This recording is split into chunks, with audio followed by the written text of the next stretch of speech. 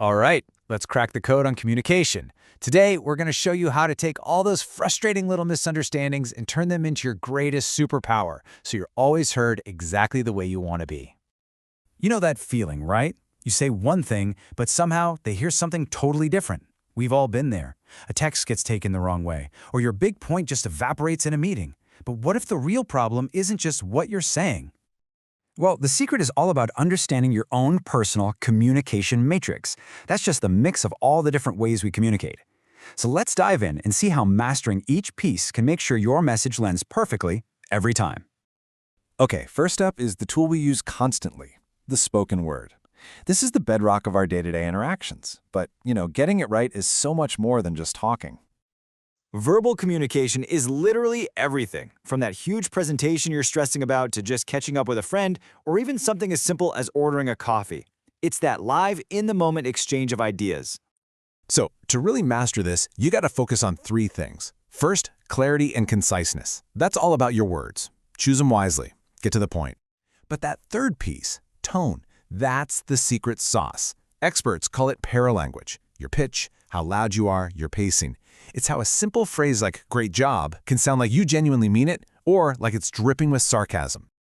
Now, let's build on that idea, because what we don't say is often the most powerful thing we communicate. Welcome to the world of nonverbal communication. Okay, get ready for this number, 93%. Yeah, you heard that right. According to some pretty famous research, when we're talking about feelings and attitudes, a massive 93% of the message's impact has nothing to do with the words we use. It's all nonverbal. And here's how that breaks down. It's called the 7-38-55 rule. Only a tiny 7% of the meaning is in the actual words. 38% is your tone of voice, and a whopping 55% is your body language. This is exactly why you can tell a friend is upset even when they say, through clenched teeth, "I'm fine." And this leads to a fundamental rule of how we interact with each other. It's called the hierarchy of trust. You see, since our nonverbal cues are mostly subconscious, we tend to believe they're a more honest look at what someone's really feeling. So when the words and the body language don't line up, we are hardwired to believe the body language. Every single time. Here's the perfect example. Someone tells you, "I'm not angry," but just look at the signals. Their fists are clenched, they won't make eye contact, their jaw's tight. So, which message are you going to believe? The words or the unspoken evidence right in front of you? That's the hierarchy of trust in action. It's why making sure your words and your actions match up is so critical for being credible. Okay, let's switch gears and talk about a type of communication with a totally different set of rules and risks. The written word. And what's its number one feature? It's permanent. Think about it. A comment you make out loud can just fade away. But everything you write, from a formal email to a quick WhatsApp message, it creates a record. It can be saved, searched, forwarded, and brought up again, for better or for worse. And this brings us to a really fascinating idea, the permanence paradox. The very thing that makes writing awesome for things like contracts, the fact that it's permanent, can be a huge liability in our digital world. Why? Because texts and chats feel fast and conversational, but they strip away all those nonverbal cues that give us context.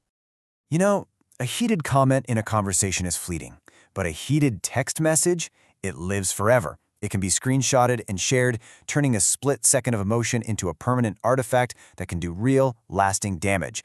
That right there is the paradox of how we talk to each other today.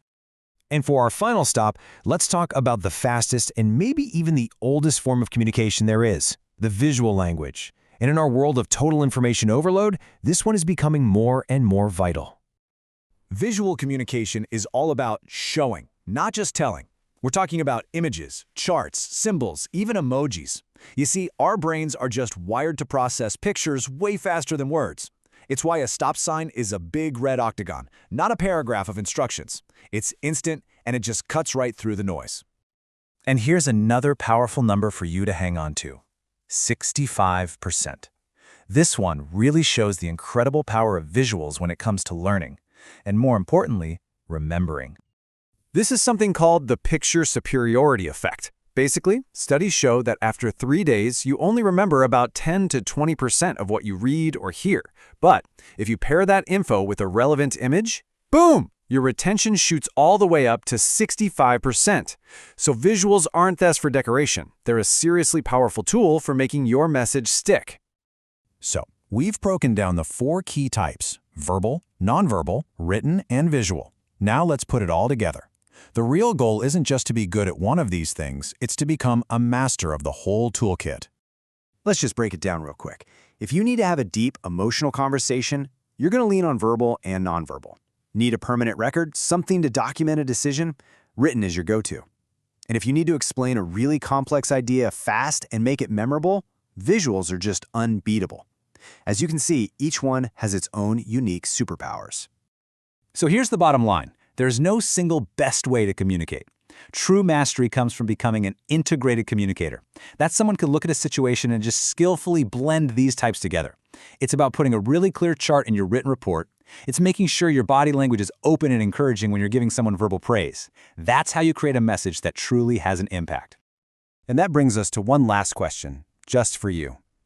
As you look at these 4 areas, the spoken word, the unspoken dialogue, the permanent record, and the visual language, which part of your own personal communication matrix could use a little more attention? Because mastering that one area could be the key to all your future success.